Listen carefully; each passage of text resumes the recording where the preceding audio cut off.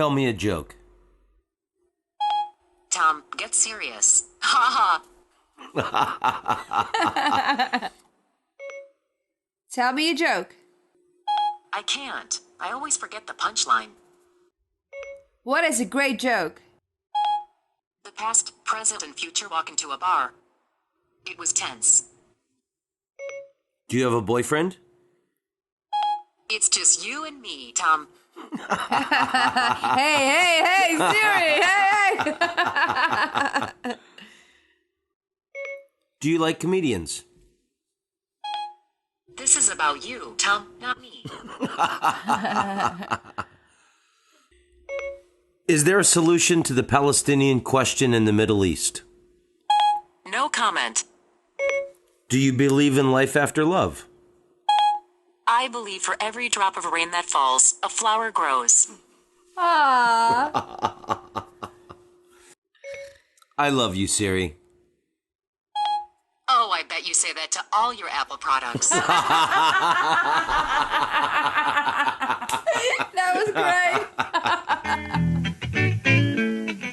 Hi, this is Tom Rhodes. Please join me as I scour the four corners of the earth to bring you interesting and intelligent, funny people who will enrich your life with wisdom and laughter. I'll take you to Europe, Australia, all over America. I might take you to the peaks of Machu Picchu, the canals of Amsterdam, the Great Wall of China, or the swamps of Florida, and certainly the many, many comedy clubs and comedy theaters all over the world.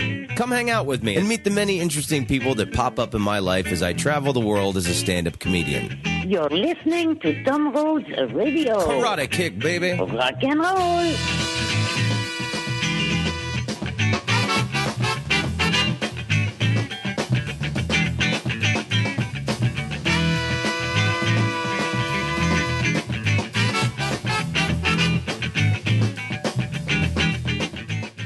Welcome to Tom Rhodes Radio. Thank you for listening. Hey, I want to start today's episode by giving a shout out to Eric in San Francisco. I was at the Punchline in San Francisco last week.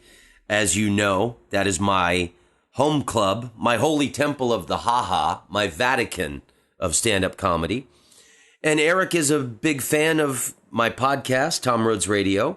He came to the Punchline, sat in the front row at the very front table with his beautiful wife, and came up to me after the show, gave me $20 and insisted that I take it. Said that he's a fan, loves the podcast. It enriches his world with wisdom and laughter. And I was really touched, man. I think it's really cool when people want to support me. Years ago, when I started out, it was really insulting when like some rich douchebag would come up and want to like tip you. Like, I ain't your valet punk or your waiter. But now it's different because Eric was like a genuine fan of the podcast. So that's different, man. If somebody wants to buy me a meal or a drink, my tribe, people that listen to my podcast, and he's a really cool guy. I was happy that I met him.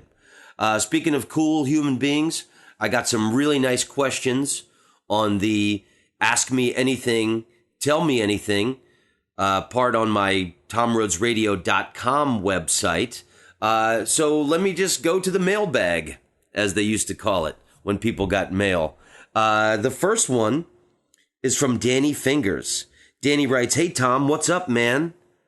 I am a longtime comic and a musician. Now my band is called Danny Fingers and the Thumbs, based in New York City. You can hear us on Spotify. Anyway, my friend, I love your podcast. I listen to all the episodes. I love how thematically you have made it an international show, talking about all the different countries and all the other wonderful cultures that are on this planet. Now I need some advice, and I figure who better ask advice than you on this subject. I'm going to Amsterdam on Monday. What would you recommend I do? Karate kick, baby." Well, Danny, number one, if you're in a band, you should try and get me a song or two that I might play at the end of one of my episodes, and that could promote your music. I'm going to answer your question after. You'll see it goes along with Dave from Chicago. Dave wrote me. He's going to Europe for the very first time in June or September, and he's not sure where he should go either Amsterdam or Malta. Now, let me just tell you this. A lot of my favorite places changed. There was the Met's department store where there was a cafe on top, and it was the best view of Amsterdam. Now that place doesn't exist anymore. My favorite coffee shop was the Rokerij, and that doesn't exist anymore. But, there's some Amsterdam perennials, things I love to do. Number one is Vondelpark. If you're there in June or September, it's the greatest place in the world. Danny, if you're there now in January, you could probably get into a snowball fight with some school kids. But Vondelpark in summer is one of the most exquisitely wonderful places in the world. Riding a bike through there, rollerblading, or just walking around lying in the grass. Vondelpark is my greatest Amsterdam tip. The Paradiso was a church built in like the 14th century, and now it's a nightclub, and they also do concerts there. The Rolling Stones played there. I personally saw India Arie there. I saw Jane's Addiction there. The Paradiso, and when they don't have concerts, it's like disco, dance, nightclub, dub, techno music. But I've had the greatest nights of my life in the Paradiso. Boom Chicago is now in the Rosengracht Theater, and that is actually where I filmed my late night talk show. And there is a comedy club in there called Bada Boom in the small room. And in the big main room is where I filmed my television show. Boom Chicago is great. Toomler Comedy Club, which is at the Hilton, the Amsterdam Hilton, where John Lennon and Yoko Ono did their love-in to protest the Vietnam War. And that must have been really tough protesting the Vietnam War from the Amsterdam Hilton. Hey, if my club sandwich doesn't show up from room service soon, this war is never going to end.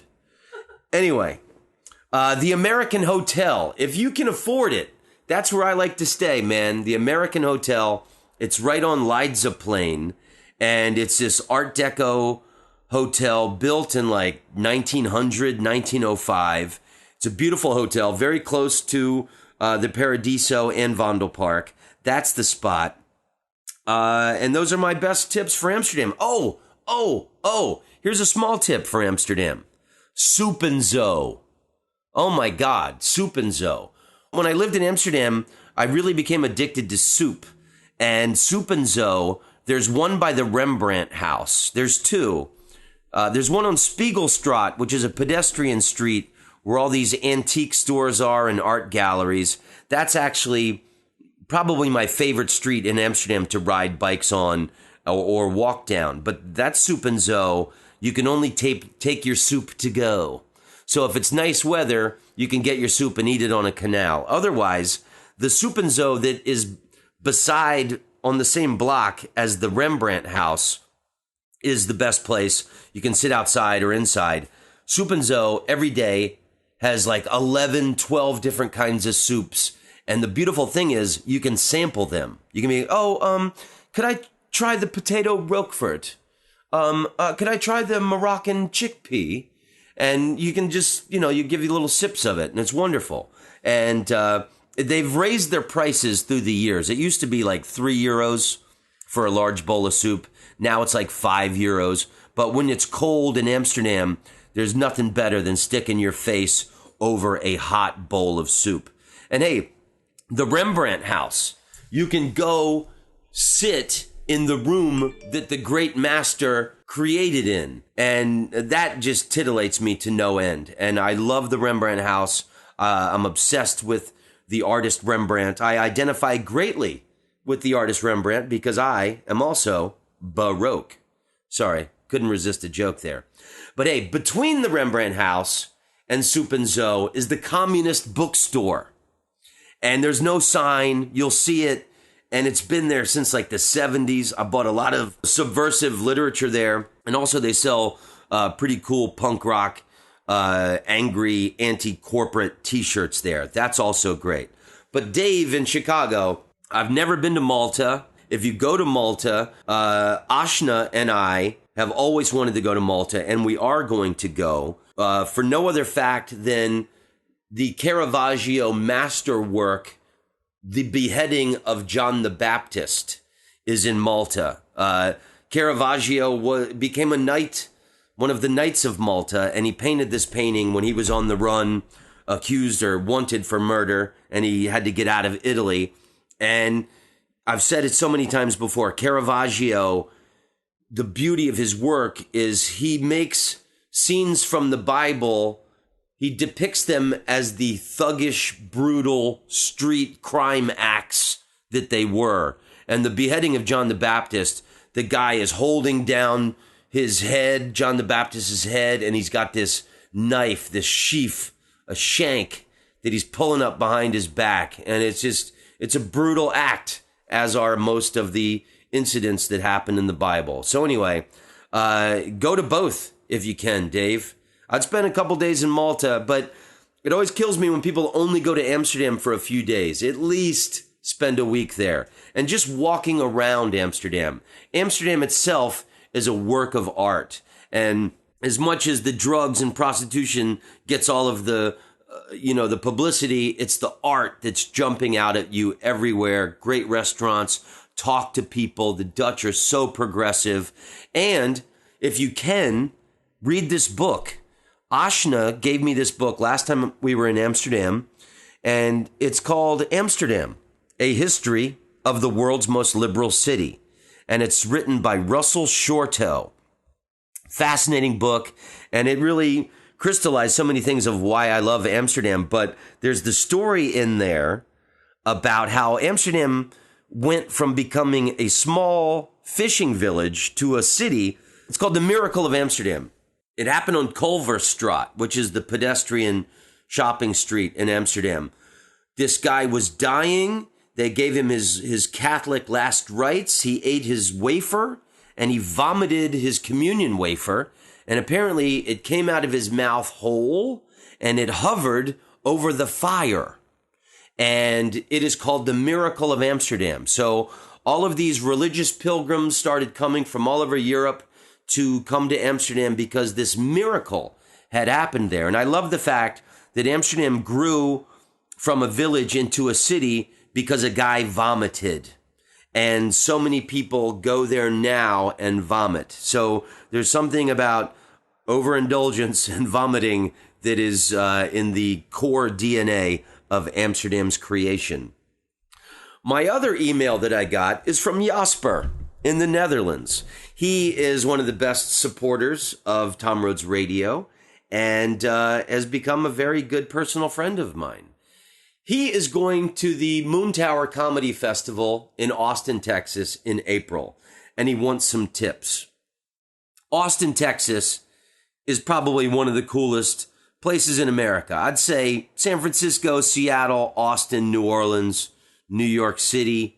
Those are my top places. Chicago, love you, baby. Anyway, the Moon Tower Comedy Festival is wonderful. And if you can afford it, stay at the Stephen F. Austin Intercontinental Hotel, because that's where all the comedians stay. So they have big acts all down to new acts that you've never heard of that will be famous in a few years. And so if you stay at the Intercontinental Hotel, that's where all the comedians will be in the daytime. That's where they all congregate after their festival shows. The Paramount Theater, where the big headliners play, is right next door. The other place I like to stay is called the Austin Motel, and it's on South Congress Avenue. It's a tiny old hotel, and only the 3 rooms that are by the pool are really any good, and they're the most expensive rooms, and you have to get those booked like 3 months in advance. But the pool is great. There's a massive oak tree that hangs over the pool, and I think it's probably one of the best pools in America or the world to do running, jump, cannonball splashes into. And South Congress Avenue, directly across the street from the Austin Motel, is the Continental Club, which is one of the best rock and roll, rockabilly, Americana country music bars in the world and in Austin. And also, about a half a block up from there is where all the food trucks are and like Western clothes cowboy shops. So Austin is great. The food is great.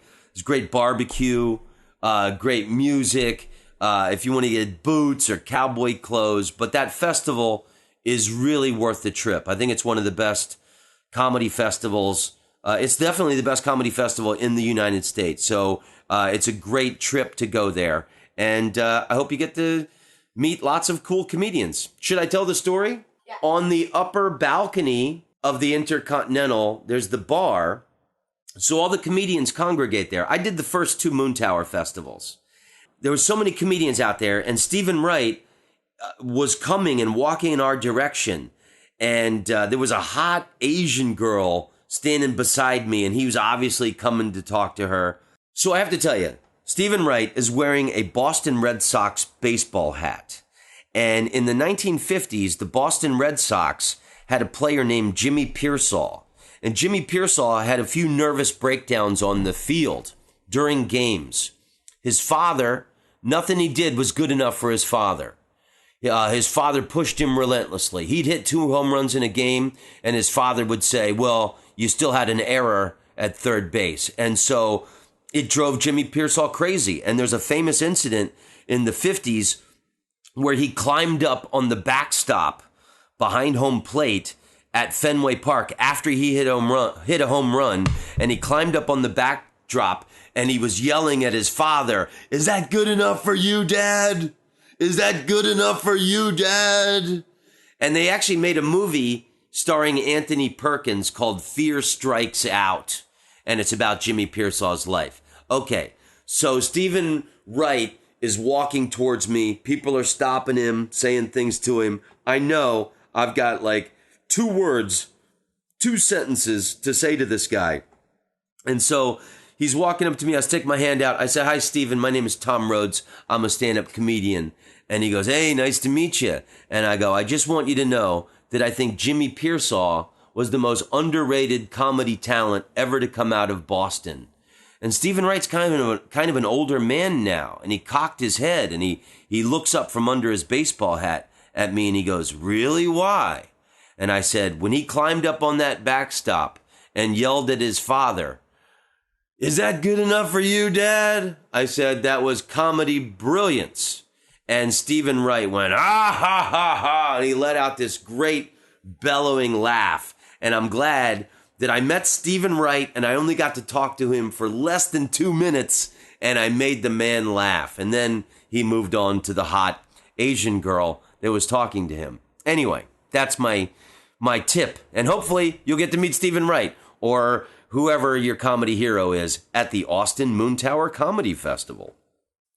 I want to thank Danny, Dave, and Jasper for taking the time to reach out to me and write me and ask me questions on tomrhodesradio.com. And I want to remind everybody, when you have a chance, take a look at tomrhodes.net, which I have just revamped that website, and I am dedicating my video content to tomrhodes.net, and my podcast and audio content will be on tomrhodesradio.com. Anyway, they were created strictly for your amusement. Enjoy.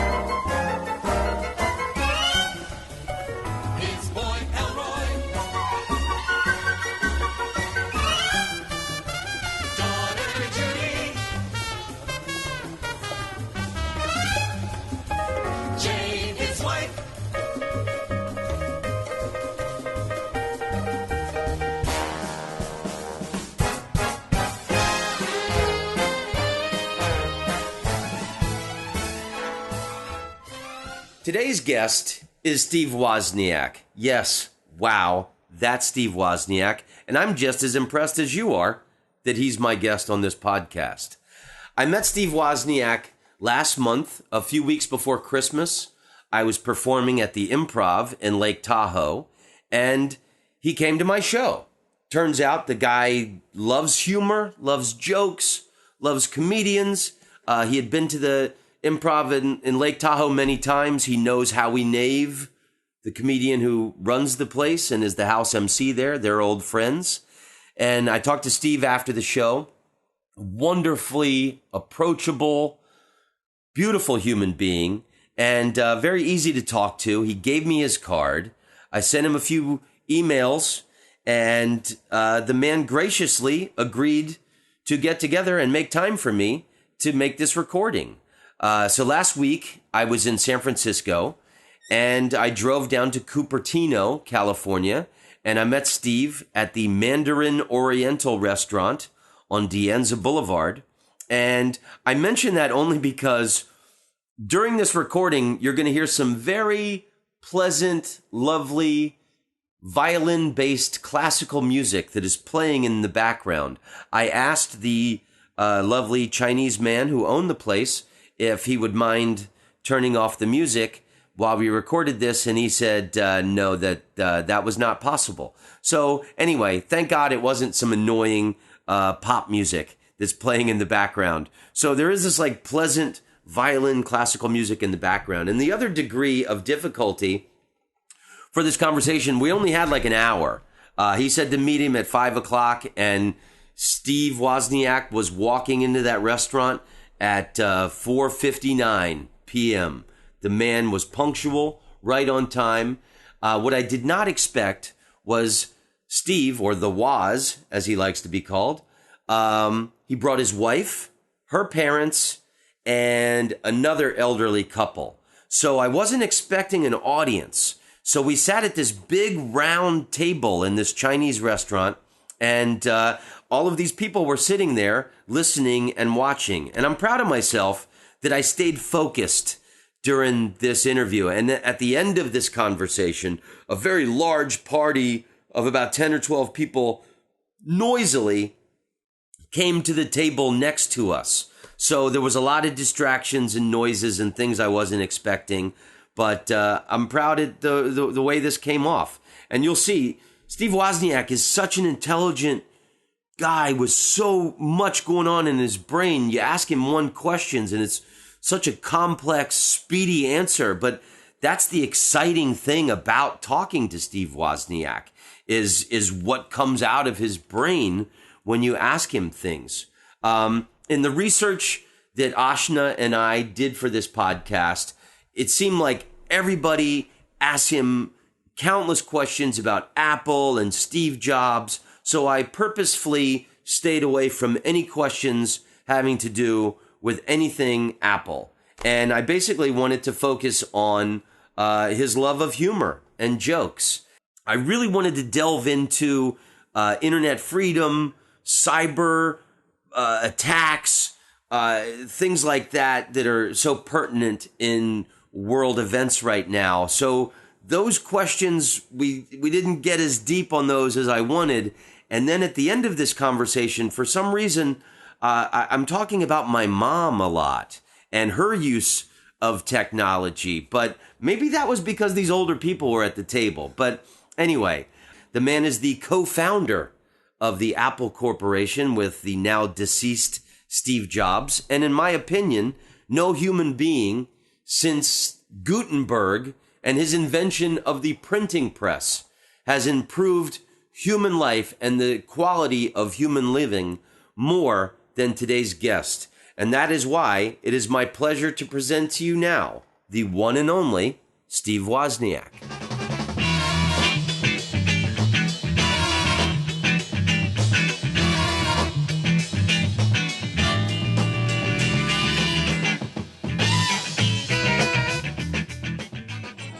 Steve Wozniak, ladies and gentlemen. Steve Wozniak. Thank you for transforming the world and making my life easier as a human being. Thanks very much. Now, I did want to transform the world, but I didn't want to be known for it. I wanted to be the shy, quiet guy, stay in the laboratory, keep designing new products, and let other people go out there and get known for it. But what do you think about all this notoriety? Does it make you feel uncomfortable that, you're kind of worshipped the world over? It only makes me uncomfortable in the sense that, people want a few little symbols, people to attribute, to a lot of the things they have in their life that are good. And where did it come from? Like it came from one person. It came from hundreds of thousands of people. I did one part. I did it very well. I was timely. I had genius and all that, and was ahead of the world. But the trouble, so it's the whole idea of you didn't do that much differently. There are other people just as smart, just as good, doing the quantum physics to make chips work a certain way that, made a lot of it possible, and you never hear about them. But I'm just glad the world got to where it got to. I'm glad that computers had the effect on society, because when I started, I heard social psychologists, social scientists from Stanford and Berkeley talking about all the great social change that having your own computer could bring. And that was in the day when you just thought you'd have to sit down at the computer, type in some programs, learn a programming language, and get out some answers, and it was only text types thinking. It was early like thinking, but they talked about communication improving, education improving, and just being a geek that knew how to use a computer, being more of a master of things in the world. And that's what drove me.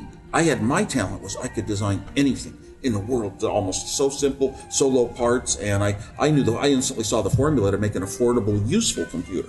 Other people saw ways to make affordable, non-useful computers, and so I jumped in for that reason. And now to see the social benefits have gone so far beyond what we ever imagined, but it was really what was the driving influence on all of us in the Homebrew Computer Club. I always like the sentence that the sum total of all human knowledge can be found on the internet. Unfortunately, that is true, and it makes us sound like we are so superior to any other species on Earth. Right, or anyone from previous generations. And sometimes I go into my own thinking, I think maybe it's just because we stumbled on the steps that took us into a tool, that took us to the next, and if we, for example, if we gave up everything electronic to this right now, today, we gave up, maybe even cars, let's say everything mechanical, everything uses energy. If we suddenly gave it up, we'd have to go way, way, way back to the pre-fossil fuel days, and we wouldn't look that superior in every way if we had to give up, certain things that we developed.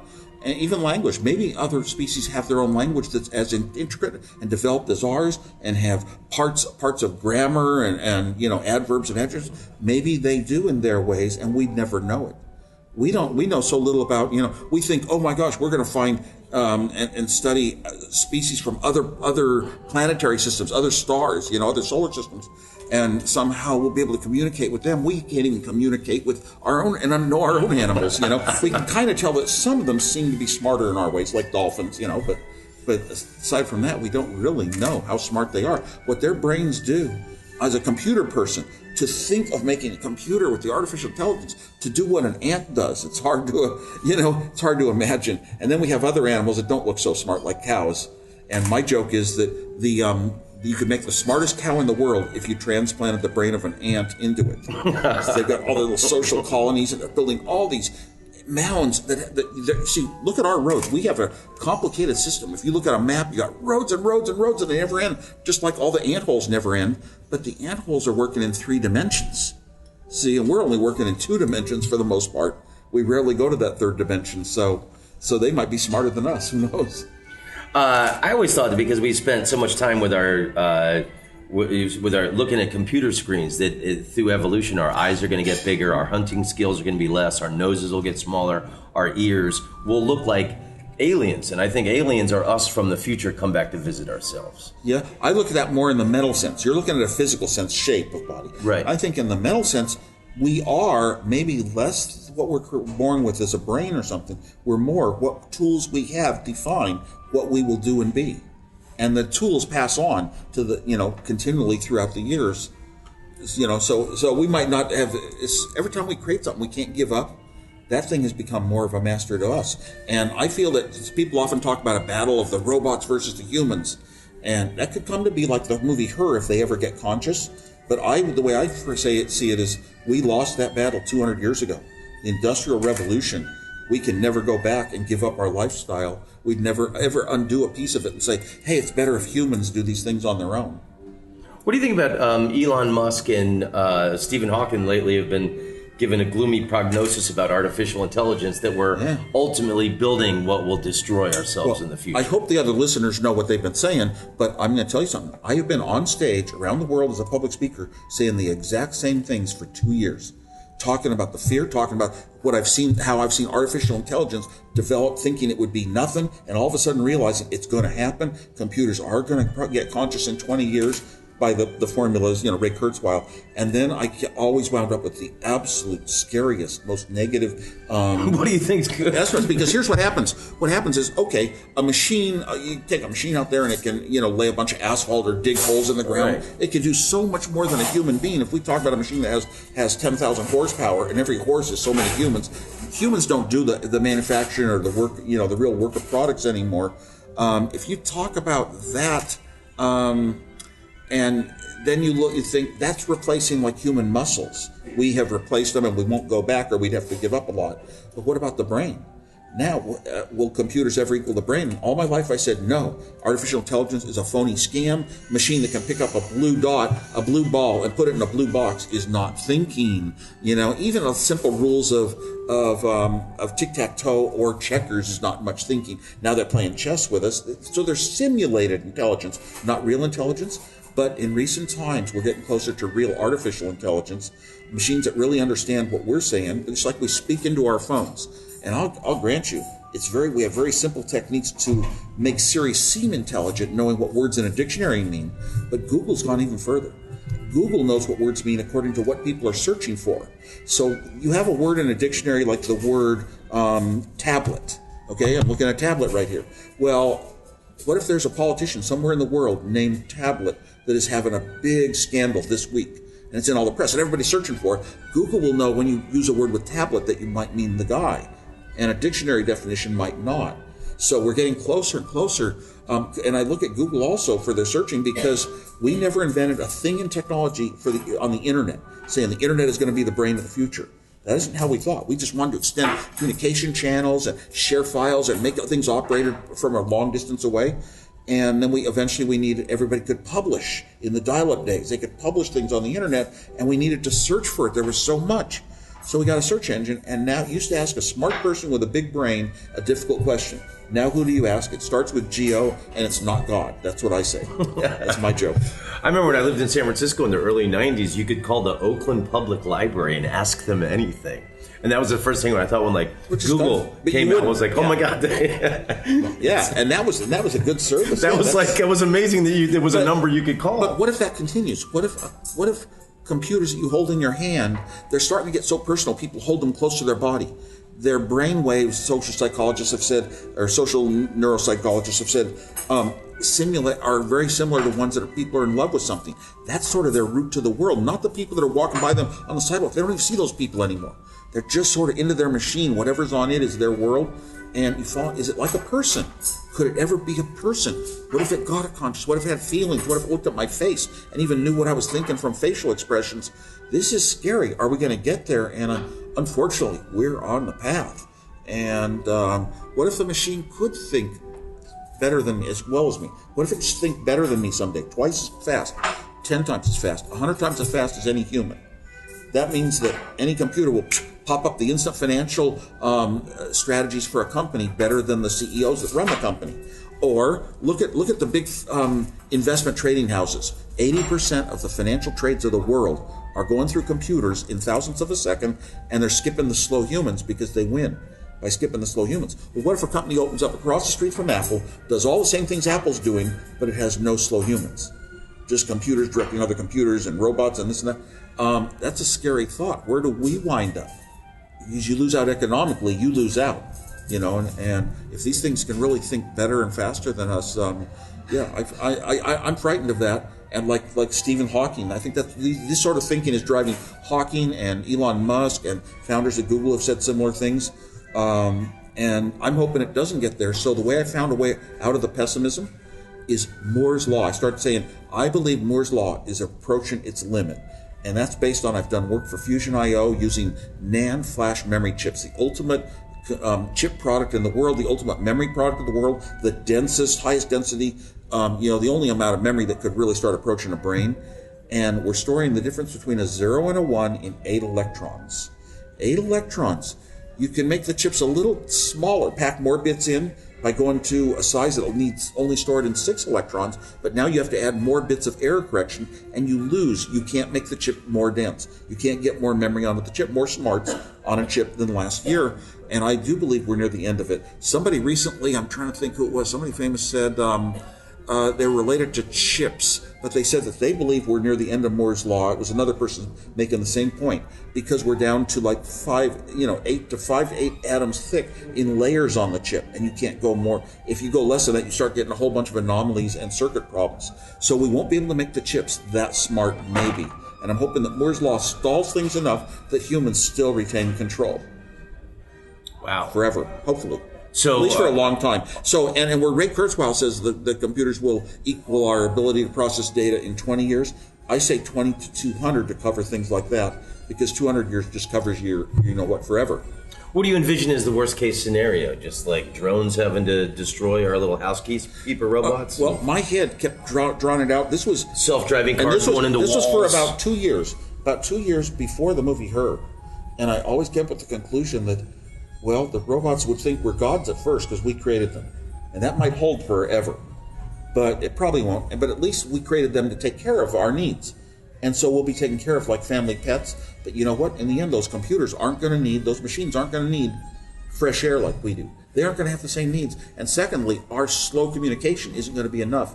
And then I saw the movie Her much later than most people. When I saw it, I said, oh my God, that's exactly what I think, what I had figured would be the outcome. He's dating his own operating system. They can hold, 10,000 communications at the same time with their own people, so they're bored with a human even if they're in love. And so that's a scary thought that I hope does not happen, because we can't give up any of this stuff. You can't say, oh, we will turn off the internet. We'll turn off every single, because then we couldn't do any of the things we do in our life to even get an income. Right. Yeah, oh my God, such a huge change in lifestyle. Maybe that's a new factor for extinction. but yeah, and then and ever since we made these machines that we can't give up, I decided that's the factor that made the machines the winners with the Industrial Revolution. We will do whatever we can make with machines, and not just as pure humans. Mr. Theodore Twombly, welcome to the world's first artificially intelligent operating system. We'd like to ask you a few questions. Okay. Are you social or antisocial? I guess I haven't been social in a while. How would you describe your relationship with your mother? Thank you. Please wait as your operating system is initiated. Hello, I'm here. Hi. Hi, I'm Samantha. Good morning, Theodore. Good morning. You have a meeting in 5 minutes. You want to try getting out of bed? You're too funny. Okay, good. I'm funny. I want to learn everything about everything. I love the way you look at the world. How long before you're ready to date? What do you mean? I saw in your emails that you'd gone through a breakup. Well, you're kind of nosy. So what was it like being married? There's something that feels so good about sharing your life with somebody. How do you share your life with somebody? How are you? I guess I've just been having fun. You really deserve that. It's been a long time since I've been with somebody that I felt totally at ease with. So how do you stay optimistic? Well, I found my way. I'm always optimistic because, first of all, I have a lot of smiles. I tell a lot of jokes. I play a lot of pranks. I do a lot of fun things in my life, and a lot of entertainment. I go to music. I go to comedy. I met you at a comedy show in Lake Tahoe last Yes. month. And that's one thing. And then I avoid the frowns. And I avoid the frowns by, you can't avoid 100%, because I'll tell you, I've been around computers. I've developed computer software, and when I see it working horribly and miscommunicating to me and misleading me, I hate those devices. When something just totally fails, why did it shut down? Why did it crash? There is no reason for this. It's horrible, horrible. Why do they ship this stuff? I do get upset at those sort of things, but basically, almost everything in life, I say, I'm not going to care so much. I'm going to have a worry. Think about the day trader in stocks, or everybody's running around and they're grabbing the financial papers first thing in the morning, saying, this is up 38 cents. Oh my God, this one's down, 2%. And they're worried. They're calling their stockbrokers. They're worrying and worrying and worrying. when I was young, I heard about meditation, getting yourself into a calm state. And I always try to remain in a calm state. And in a calm state, you don't want the stress. You don't want stress. You don't want trauma. You don't want to hear all these things. Yeah. So I really think, pretty much most of the things in life I figured out already. Whichever way they go, I'm okay. I've learned that over a long lifetime. I learned it by the time I was 20. It doesn't matter who gets elected to office, really. I don't have to have those worries. If I buy a new car and it gets scratched or dented, cars get scratched and dented, and I can live with it and deal with it, and I don't have to, oh my God, I'm all upset about it. So I don't really get upset about very many things at all. It's only computer technical things because I feel partly responsible. I would have never wanted to make devices that were like that to humans. But you kind of have to shield yourself from bad news of the world. Last month I took my mother to Key West, and we're about to get on a boat to go on a sunrise cruise. And I looked at my phone, my iPhone, and breaking news that Australia terrorists in the cafe, they had just killed the guy we were in Sydney 2 that minutes day. before. We were in Sydney that day. I was speaking. My God. I was speaking, and they had to have me do the second part of my speech 2 days later because the rest of their company couldn't get across town to get there. Yeah. Wow. Oh, that town just shut down. Yeah, one of my favorite cities in the world. But I'm on the other side of the world, and 2 minutes later... But these things don't bother me. Like, I'm thinking, oh my God, it's terrible. You know what? We're always going to have terrorism. We're always going to have murders. We're always going to have criminals. There's no way you're going to stop that. Yeah. So I just think if I don't have the power to stop something, long ago in my life I said if I don't have the power to change it, then I'm not going to worry about it. Why should I even address it? It's just like I'm an observer. We're almost all observers, and we have feelings. Oh my gosh, somebody's getting hurt. Somebody's doing something bad and wrong. You can look out on the street here in San Jose and see that every day. Right.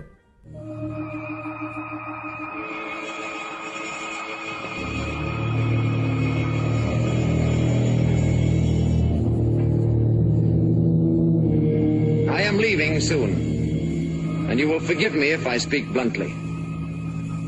The universe grows smaller every day, and the threat of aggression by any group, anywhere, can no longer be tolerated.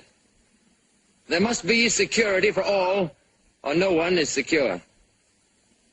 Now, this does not mean giving up any freedom, except the freedom to act irresponsibly.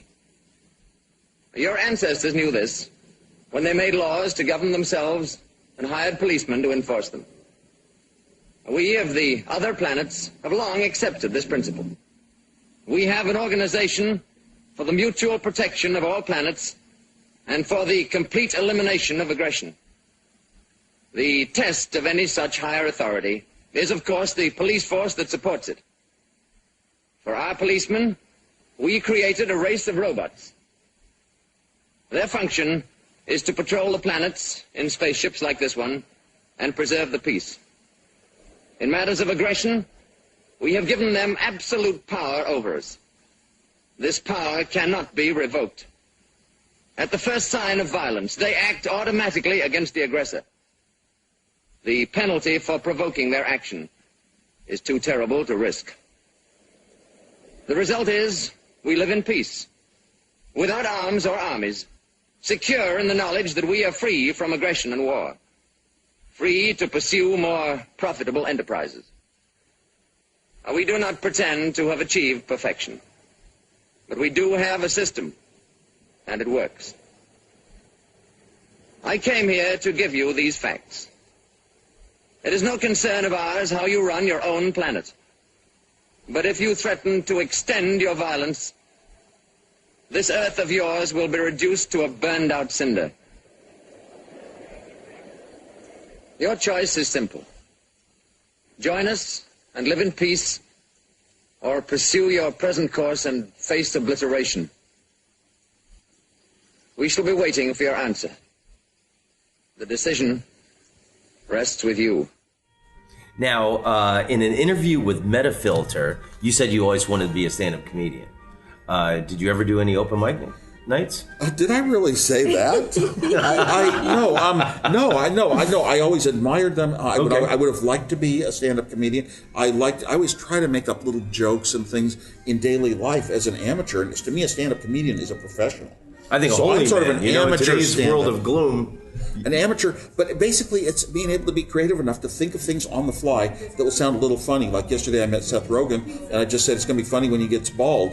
He didn't get it, so I had to tell him Seth Rogen.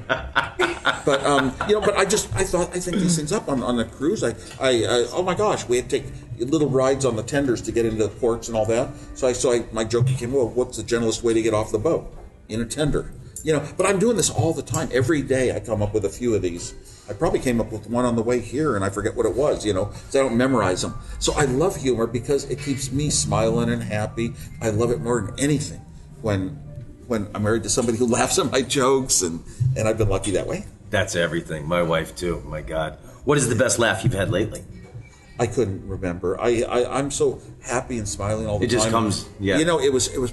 There was something I was laughing out loud today on the internet, or some joke a friend sent me, and I forget what it was. I'd have to go back to my computer and see, because, yeah. Now Sometimes I do remember them really good. They're really, really hilarious. Oh, I know the one I saw yesterday, but I watch it about once a month. It's an old Onion episode on this guy who's like a legislator, and they show him in the legislation room with the Madam Secretary, thank you for letting me address. But and he proposes this new bill, but they changed the word to the School Fucking Act to prevent school fucking. And he talks about how horrible it is. Every day you read about somebody who went blind because they got two gang members school fucked them at the same time simultaneously, or it's full of jokes like that, and I laugh all the way through that one. It's so funny.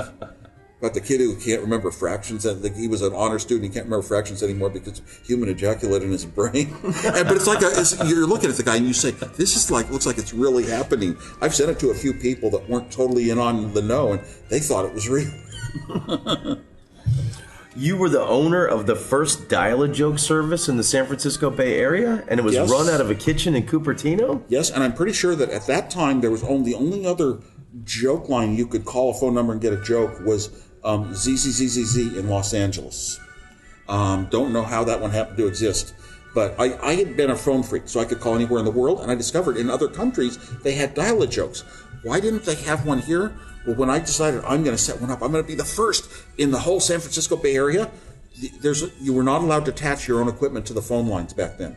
AT&T had a strong monopoly. Nobody was allowed to attach their own equipment. There could be no other manufacturers of phones. You could get your one black phone from AT&T or your one Vodafone 700 answering machine. All the theaters used it. That's money. Those business. So they paid a lot of money. I was a young, engineer just out of college, and I hadn't even finished college really. But your apartment rental is your biggest expense. This was half as much again as the apartment rental just to rent an answering machine. That's why I was first. It cost a lot of money. And what I did was I made all the jokes really short. I used the jokes of the day that were popular then. They're not allowed now, Polish jokes. And when the Polish people were upset, I said, what if I change them to Italian jokes? And they said, okay. This was before, I'm saying that to illustrate. It was before political correctness. And now they get upset if you tell a joke that's not even really an ethnic joke, but it just uses an ethnic word. Like, what do you call 4 Mexicans in quicksand? Cuatro Cinco. It's not saying Mexicans are bad, they're greasy or lazy or dumb or anything. It's a joke. But I would tell those jokes, and I would make them really short on my answering machine. Hello, thank you for dial a joke. Today's joke is, and I'd make a short joke so I could get through about 2,000 calls a day. And I assume I probably had the most called single line number, a number without an extension, like a whole big company would get more calls. But I might have been the largest called number in the United States. But you were actually doing the jokes? It was your voice? Every morning I recorded a new voice.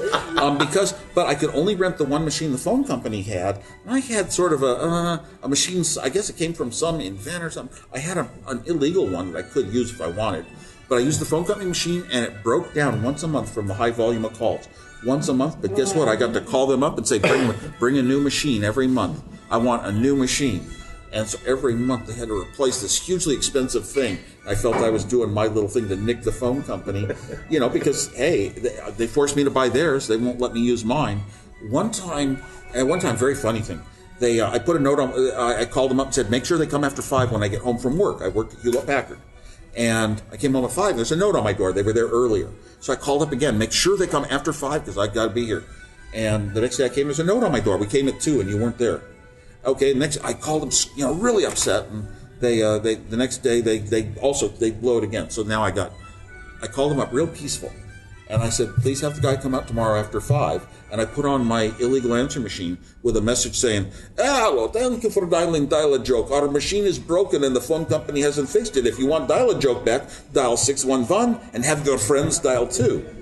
I came home from work at 5 p.m. that night, and I disconnected the illegal answering machine, and then I went out with my own phone and I called 611 and I said, I have a complaint. They said, I know, dial a joke. I said, how did you know? And they said, every other call today has been for dial a joke. I was proud of that. What is your favorite joke? I don't have a favorite.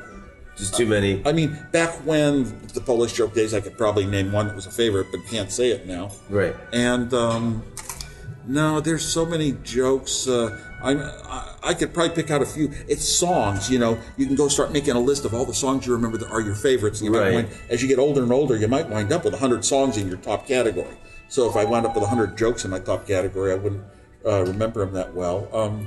Four Mexicans at Quicksand's not a bad one. That's a great joke. Yeah. If you ask Siri on the iPhone for a joke, it used to say, I can never remember the punchlines. And then just did that to me yesterday. For the last year or something, it said, the past, the future, and the present walked into a bar. It was tense. And then we just tried it again today because we were thinking about this. And it said, you wouldn't understand the jokes in my language. So shouldn't the Siri, yesterday I got the first joke one be you like said. the dial-a joke, where every time you ask it, it's a different joke? Yeah, we have fun with Siri. Sometimes at night we'll just have something. We'll say, "Hey Siri," because our phones are plugged in, and the trouble is 5 phones will answer. What about you're a notorious prankster? What are the greatest pranks you've ever pulled? I pull them to this day. Sometimes I put money and time into them. I was just on a cruise ship, and they had iPads that were only could get you to a news feed of news articles. They had this one little floating button, and if you pushed it enough, you could eventually get to where you could get to the settings. So I turned the screen inverted colors on a few, and then what I did was I went and I did the old standard thing. I took a snapshot of the settings page, a screen snapshot, and I made it the background. I moved all the cursors over to a secondary home page off to the right, even the cursors at the bottom, even the apps at the bottom. So now, whenever you even went home, it just brought up a picture of the settings, and nothing worked because it was a picture. So I did that. But then what I like to do is I like to, and I also set a bunch of alarms to go off with a cricket sound at 2 a.m., 3 a.m., and 4 a.m. at night. And then the last one I just set it to go off every 17 hours and 13 minutes. I picked some weird number. But crickets, and then we were talking to the captain on the ship. Turned out they had a cricket infestation 2 weeks before in Indonesia, and he said, they're still here. I said, they're still here. And I said, they're down below. He said, no, they're up here. They were on our floor where we'd done it. And Janet would walk into the main center of the room of the ship, and she'd hear cricket sounds going off on somebody holding an iPad. But they actually thought they said you don't even chase them. We don't even chase them anymore because you chase them and they just hide and you never catch them, and we just dump water in and there's nothing we can do. So they've given up on even looking for it. That was a good one. But yeah, back in past years, I always remember 2 pranks. Well, one I like very much that I'd forgotten about for 50 years, and now remember. In high school, I got a notice read to all the students on the TV system in the homerooms, and it said, at a certain time in room, Stanford's head janitor would speak on higher custodial education. Okay, so guess what? The kids in the class would laugh like you, and the teachers would say, no, that's real. The janitors, that's an honorable profession. They make a lot of good money. That's what they did. That's what the teachers believed it, thought it was real. The proper amount of lemon pledge to mix with Clorox for... And then there were 2 that I tried to do with Steve Jobs that were great back in the years before. Once we had Apple, he would only be straight businessman, and only business made it, not go back to thinking up ideas for creative pranks and all that. But back before that, we did one where we went to the seniors come off of graduation, and half of them come off by this one building, the C building, and we had this idea to have a sheet that will pull down from the C building. Turns out that you can't put a sheet on top of a building and yank something and pull the sheet down. The physics don't work out. So what we had was a sheet and it would flap around. We have to put shoes on top of it. So we finally came up with an arrangement. Let's make a little axle rack. It took 4 nights. 4 nights, going up at midnight and working until 4 in the morning to get this thing done. It was mostly my friend Alan Baum and I stayed. Steve Jobs dropped out after a couple nights. We made this thing that would roll down a ramp like with a little axle between it, and we just cut a fishing line. It would start rolling down. It would pull, and then from both sides it would pull the sheet off the side. And the sheet had a little a flip-off finger saying "Best wishes," and we actually signed it. Swab Job. The SW in Swab was for me. The AB was in Swab was for Alan Baum, and the Job was for Jobs. And we, 4 nights, we finally wound up with one skate on one ramp, one skate on another ramp. And by the way, everything is tied with ropes. Even the shoes that were holding down the sheet so it wouldn't blow away, everything is tied with ropes so nothing would fall off the building on someone's head. We did a good job. And trouble is, the last night we were up there, Steve Jobs told some other seniors pulling a different senior prank, filling the quad with water or something, told them where our wire was and everything to cut, and they cut it. Because one of them told me that's how it happened the next year. Bummer. So it didn't come off, but it was a really good idea. The next one, though, was even better. Steve Jobs had found out where the shed where you turned on all the sprinklers of the school were, and during graduation, the parents would sit on the football field. So the idea was we were going to pull a fishing line, turn on the sprinklers on the fishing field, the football field, and I came up with the idea we'll also epoxy the panel shut so the janitor can't run over and turn it off, because we did a test at Cupertino High School at a football game. We did it during a football game, and somebody ran over and opened the thing up and turned the sprinkler off. So we were going to epoxy it shut so they couldn't do that. And the trouble is, we went out to the shed at midnight with a lockpick guy that I knew at Berkeley, and he couldn't pick his way in. I climbed on top, and I got a thing off the top, and I could get into half the shed, but the wrong half, not where the controls were.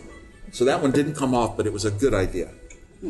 What was it? Last month you told me there was some trick you can do with the iPhone, or that you can program it to alarms go off. Is that the story you were just telling me? No, if someone leaves their phone around the table, they leave it and they're looking the other way, talking to somebody else. You can just take their phone, press there. You don't have to know any of their lock codes or anything, and set an alarm for 3 a.m. Okay, and oh yeah, we've done that a number of times. We've done it a lot to the comedian at South Lake Tahoe, Howie Nave, a lot of times to him. Not only that, he told me once he was going to have this comedian on his show from L.A. I forget her name right now, but I can remember Wendy Liebman? Yeah, right. She was going to be on his show, and he was going to do it to her phone because I taught him how to do it. Oh man, she's a friend too. I'm sorry, I've just been on a radio show with her, so I told her what he was going to do to her, and I told her, you've got to do it to him, and she did. He was so upset when his phone went off that morning. His wife made him get out of bed and turn it off. Yeah, she got it, and he doesn't. It keeps coming to him, and he knows it's coming from me somehow. I'm prone to over-exaggeration, but I don't think it's any over-exaggeration that not since Gutenberg's printing press has anyone improved human life more than you. But what about internet personal freedom and the limitations of free speech on the internet, like the Paris attacks over the... That was obviously not anything of the intent. The intent was to make humans more the masters of their world, able to do things with cleverness and use their brains and get more done than they ever could before. And also, when communication came, we were going to have, oh my gosh, we've got all this communication. We've even got, and the trouble is it's electronic and it has codes, and people can listen to a radio. If you think of cell phones, in the old analog cell phone days, you could buy a radio and tune in and listen to calls. But once it's digital, it's bits and nobody can figure it out. The only trouble is, because it was digital, it could also have codes put in on each end, and those codes could be controlled by others, and censorship was possible, and listening in, observation. I'm very upset about that. I'm one of the founders of the EFF. So, and I'm one of the 3 people that actually put in the money. I was on the first board and everything. That's your Free Speech Foundation? It's the ACLU of technical, of computer stuff. They have fought copyright cases even against Disney, and they have the lawsuit against the NSA.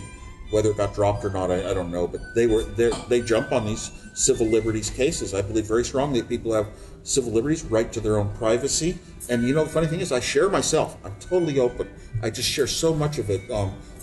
Schedules. I would never have a listed phone number in my life because of my personal philosophies. But anybody who wants one, I will stand up for. If somebody thinks they have a secure phone call, they should have a secure phone call. It's wrong for them to think that, and oh no, I was sure. In my mind, the consumer, the low-down user of products is much more important than the producer. That the people with power and wealth should be equal to the people who actually don't. And those who are the users really deserve respect and credit. And we don't operate that way anymore. We're not a bit like, I was brought up with those, being told that by my father, that's what our country was about, and it's so wrong now.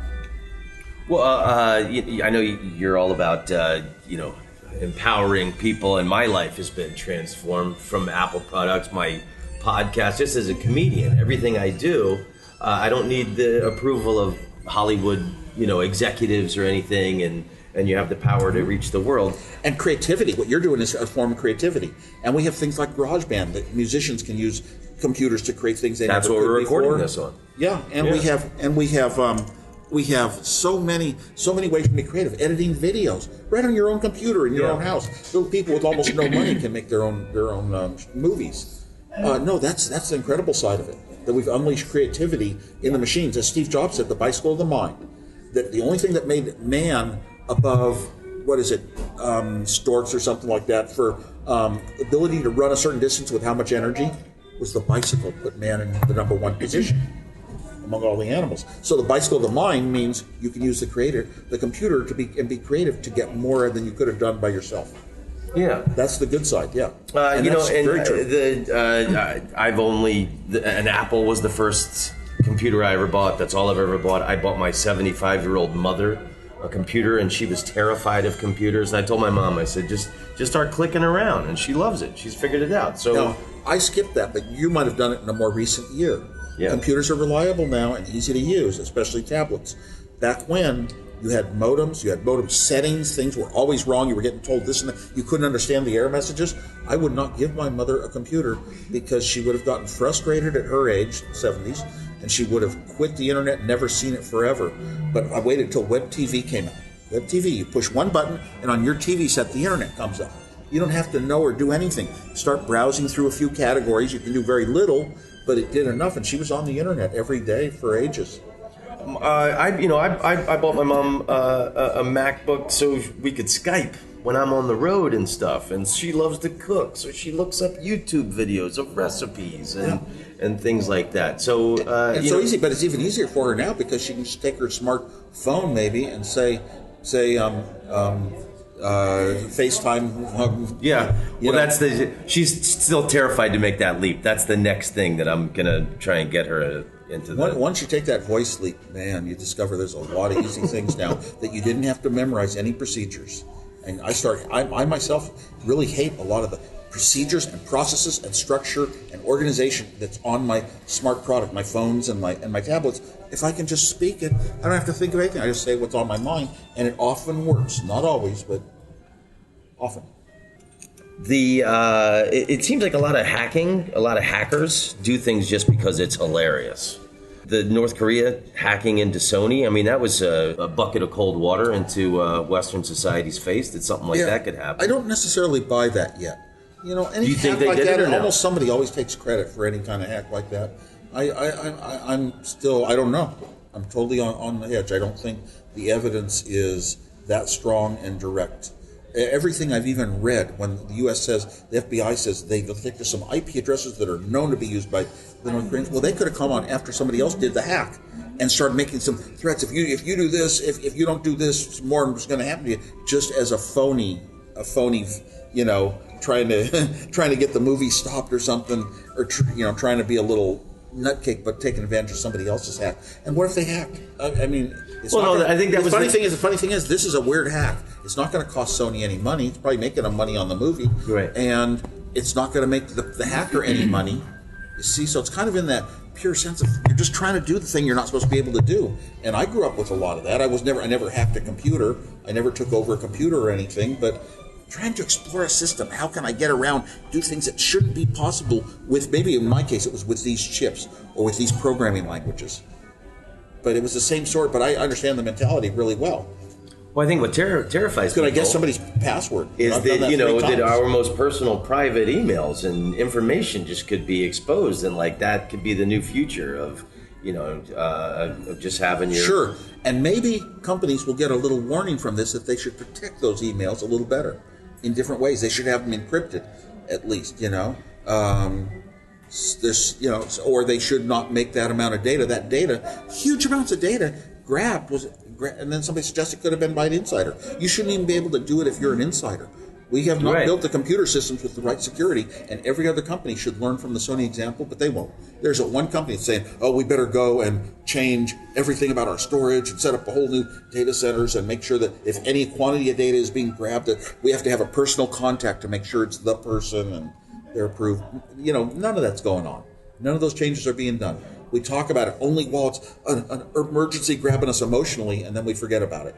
And that's always been the case, and it always will. I love that you've been a great defender of Kim.com, who I interviewed for this podcast, and he speaks very highly of you. And the concept that I've become a defender of his also, and it's your words that, he was basically the post office, and you wouldn't arrest the post office for somebody sending illegal things. Right. Yeah. You don't shut down the post office if somebody's sending drugs through it. You go after the drug sender. Do you think it's possible for someone to do something as grand as Kim.com did with the file sharing service? Or do you think the internet has been too colonized now by governments and corporations? Sometimes you do something that's not better than what other people are doing, but yours catches on like a fad. It spreads word of mouth. Your timing is right. What you offer is right. The price is right. And he had a huge service. I never used it. I never knew about it when it existed.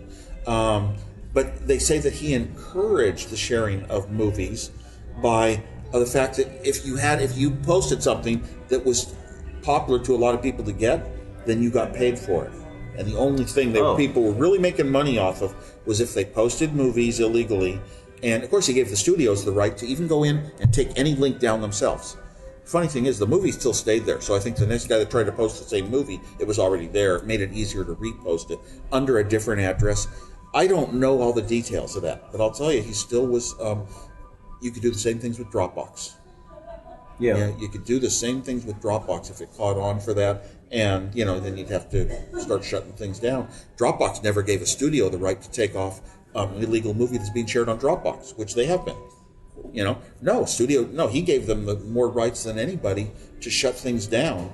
He probably should have taken a stronger stance, against them, but what he did, it's very hard. They couldn't even find a felony charge. The only way they're trying to make it a felony is saying that he sent false information through the mail because he told them, I took down all these sites that you said to. I took them all down. What he did was, how if you delete a file on your computer, the file is still there somewhere. Right. It's just that there's no way to get to it. He took down the links, the address and links to those files, but the actual data stays on a hard disk. And that's a phony charge. And then they charged him with racketeering because his business was so big, it was in multiple countries. Well, you're going to accuse Apple of being racketeering because they do some of their businesses in Ireland. Are you still making counterfeit $2 bills?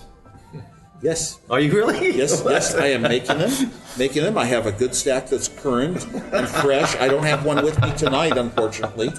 And I love it. No, it's very good. What's the purpose of you doing that? Just because you can? First of all, because I can, because it's unusual. I like unusual things. $2 bills are unusual. Bills on sheets are unusual. Bills in a pad or like paper is unusual. Perforated, so you can tear them off, smelling, looking new. The serial numbers start and end with the exact same digits on every bill. It's so unusual. I like it. And also the fact that I discovered that it's legal tender.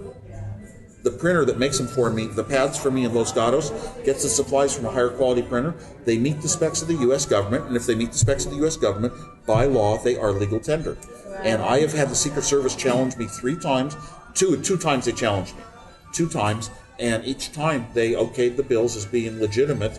Once they read me my Miranda rights, and I gave them a fake ID and everything. I don't know if you heard that story. You're making fake IDs as well. Oh, no. Yes, nobody else could do it back in that day because the printers for personal computers weren't good enough to print a photo.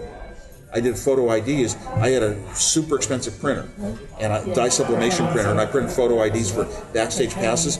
So I gave them a thing that said I was a laser safety officer, and I have an eye patch in the picture, and the Secret Service got bamboozled. And they admitted, and the bills were good. They said they passed, the bills are good.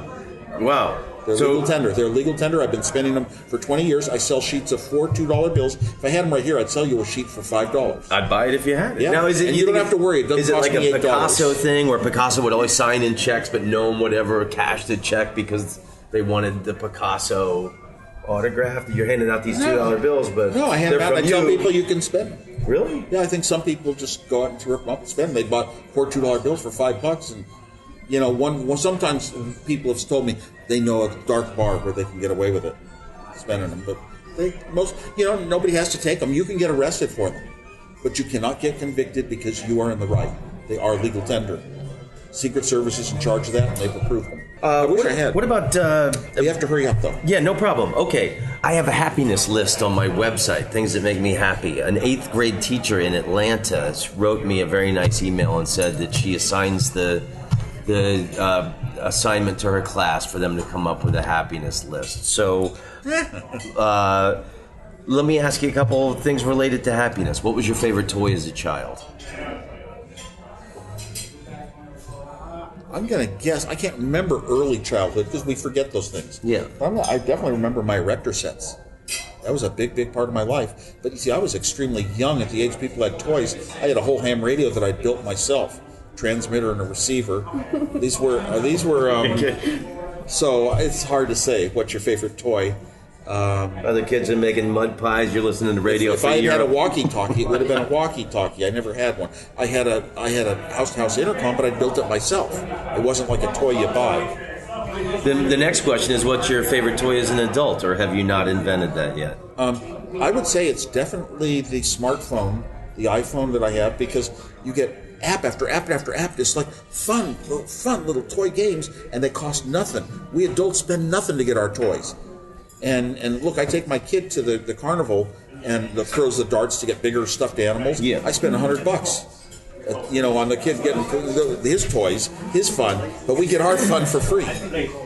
I was renting a car to come down here today at the airport, and the woman was very nice at the budget counter, Laura, and she was saying, "Oh, what are you doing today? You going for a drive?" And I said, "I'm going to meet Steve Wozniak, have a conversation." I said, "Do you have any questions for him?" She said, "Tell him to slow down with the phones." She goes, "I bought my kids the 6s. I have the 5, and I was going to get a 6, but now there's a 6 Plus." She's like, she was complaining that the phones are coming out too rapidly. I thought you were going to say she was going to tell you should have taken Uber. Probably. What is the greatest advice you've ever been given?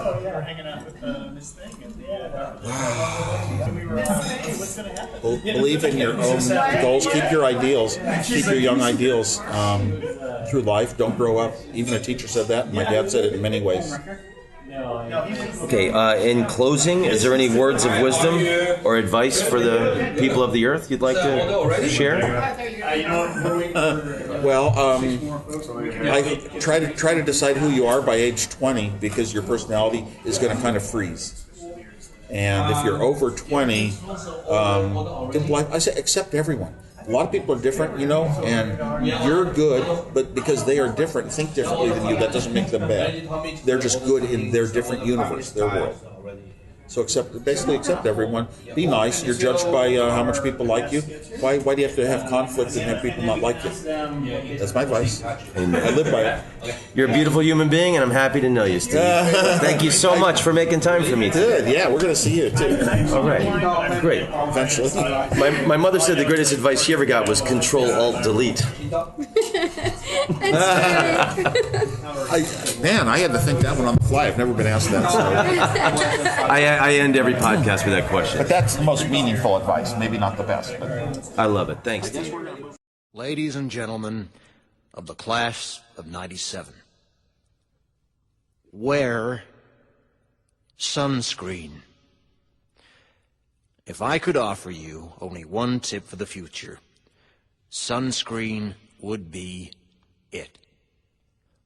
The long-term benefits of sunscreen have been proved by scientists, whereas the rest of my advice has no basis more reliable than my own meandering experience. I will dispense this advice now. Enjoy the power and beauty of your youth. Oh, never mind. You will not understand the power and beauty of your youth until they've faded. But trust me, in 20 years, you'll look back at photos of yourself and recall in a way you can't grasp now how much possibility lay before you and how fabulous you really looked. You are not as fat as you imagine. Don't worry about the future, or worry, but know that worrying is as effective as trying to solve an algebra equation by chewing bubblegum. The real troubles in your life are apt to be things that never crossed your worried mind, the kind that blindsides you at 4 p.m. on some idle Tuesday. Do one thing every day that scares you. Sing. Don't be reckless with other people's hearts. Don't put up with people who are reckless with yours. Floss. Don't waste your time on jealousy. Sometimes you're ahead, sometimes you're behind. The race is long, and in the end, it's only with yourself. Remember compliments you receive. Forget the insults. If you succeed in doing this, tell me how. Keep your old love letters. Throw away your old bank statements. Stretch. Don't feel guilty if you don't know what you want to do with your life. The most interesting people I know didn't know at 22 what they wanted to do with their lives. Some of the most interesting 40-year-olds I know still don't. Get plenty of calcium.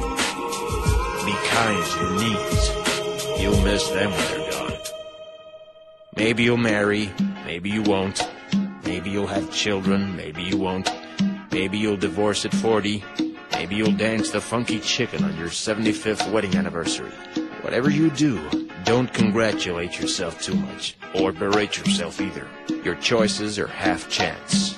So are everybody else's. Enjoy your body. Use it every way you can. Don't be afraid of it or what other people think of it. It's the greatest instrument you'll ever own. Dance. Even if you have nowhere to do it but in your own living room.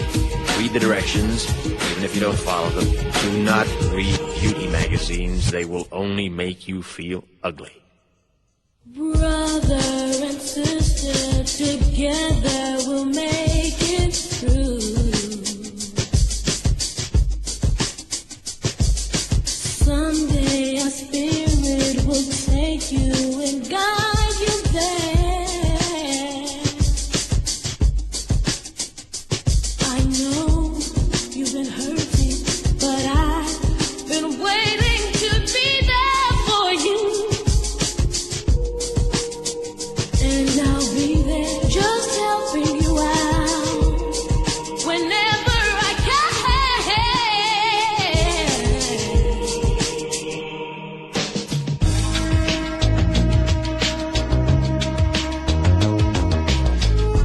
Get to know your parents. You never know when they'll be gone for good. Be nice to your siblings. They're your best link to your past and the people most likely to stick with you in the future. Understand that friends come and go, but with a precious few, you should hold on. Work hard to bridge the gaps in geography and lifestyle, because the older you get, the more you need the people you knew when you were young. Live in New York City once, but leave before it makes you hard. Live in Northern California once, but leave before it makes you soft. Travel.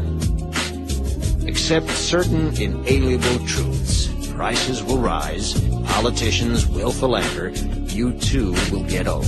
And when you do, you'll fantasize that when you were young, prices were reasonable, politicians were noble, and children respected their elders. Respect your elders. Don't expect anyone else to support you. Maybe you have a trust fund. Maybe you'll have a wealthy spouse. But you never know when either one might run out. Don't mess too much with your hair, or by the time you're 40, it will look 85. Be careful whose advice you buy, but be patient with those who supply it. Advice is a form of nostalgia. Dispensing it is a way of fishing the past from the disposal, wiping it off, painting over the ugly parts, and recycling it for more than it's worth. But trust me on the sunscreen.